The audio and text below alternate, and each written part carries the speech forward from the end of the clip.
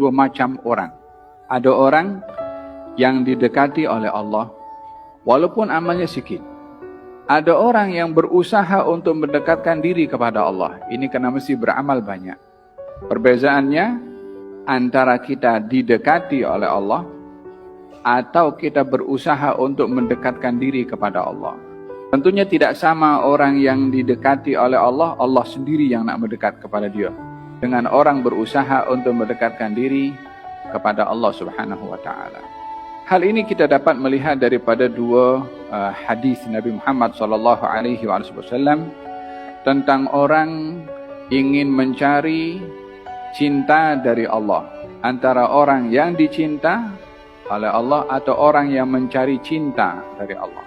Dalam hadis Nabi Muhammad sallallahu alaihi wasallam beliau bersabda, Allah bila suka dan cinta kepada hamba, Allah panggil Jibril. Wahai Jibril, aku suka kepada fulan bin fulan. Engkau suka juga pada dia. Jibril pun suka pada dia. Jibril panggil kepada penghuni langit, wahai penghuni langit, sesungguhnya Allah suka kepada fulan bin fulan. Engkau pun juga kena suka. Maka malaikat di langit pun juga suka kepada fulan bin fulan. Apa sebabnya? Disebabkan Allah suka pada dia. Allah sendiri yang zahirkan cintanya kepada hamba. Itu hak otoriti mutlak Allah untuk pilih siapa yang Allah nak cinta. Tak ada siapa boleh kontrol Allah Subhanahu wa taala. Di antara jumlah malaikat cukup ramai, Allah pilih 10 malaikat. Tak ada siapa yang pengaruhi Allah untuk pilih Jibril sebagai pemegang amanah wahyu. Tak ada siapa yang pengaruhi Allah untuk memilih Israfil untuk memegang sangkakala atau malaikat maut sebagai pencabut nyawa. Tak ada siapa pengaruhi Allah untuk lantik fulan daripada malaikat untuk menjadi malaikat yang bertugas dengan tugasan tertentu. Allah tidak dipengaruhi oleh sesiapa pun. Dia Tuhan. Demikian juga Allah memilih di antara sekian ramai manusia. Daripada sekian ramai manusia, yang dipilih adalah para anbiya dan para rasul. Tak semua para nabi dan juga para rasul adalah melantik dirinya untuk dipilih menjadi nabi dan rasul. Tak ada.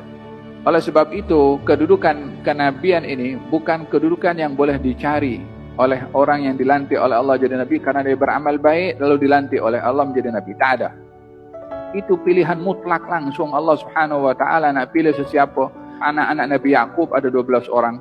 Yang dipilih adalah yang nomor 2 daripada yang bawah, Nabi Yusuf. Kenapa bukan dipilih Benyamin? Kenapa bukan dipilih anak sulungnya?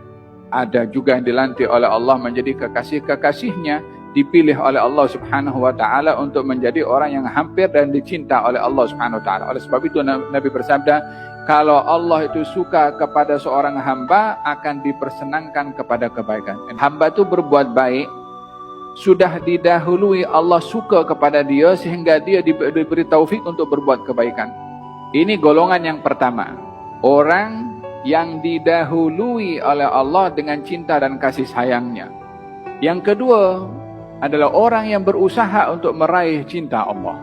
Katakan wahai Rasulullah Muhammad, kalau kamu betul ingin dapat cinta Allah, maka engkau ikut aku, yakni Rasulullah, maka Allah akan cinta kepada engkau. Ini kedudukan orang yang ingin meraih cinta daripada Allah Subhanahu wa taala. Dalam hadis qudsi, Allah Subhanahu wa taala berfirman, siapa orang yang memerangi wali-wali aku perangi kepada dia. Saya senang kalau hamba mendekatkan diri kepada saya dengan melakukan apa yang diperintah oleh saya. Dan kalau hamba tadi menyempurnakan ibadah fardunya dengan yang sunnah, maka aku cinta pada dia. Ini cinta diberi setelah amal. Yang pertama tadi adalah cinta diberi sebelum apa-apa. Langsung diberikan oleh Allah Subhanahu wa taala kepada hamba tersebut. Oleh sebabnya demikian, kata Ibn Atha'illah Sakandari, kalau Allah membuka ruang kepada kamu untuk dikenali, dicintai, didekati oleh Allah, jangan peduli sebanyak mana amal yang kamu buat.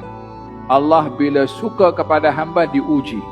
Kata Ibn Atha'illah Sakandari di sini mengatakan, ketika seseorang itu diuji oleh Allah sebagai tanda cinta Allah kepada dia, jangan peduli keadaan ujian itu apapun sebanyak manapun besarnya.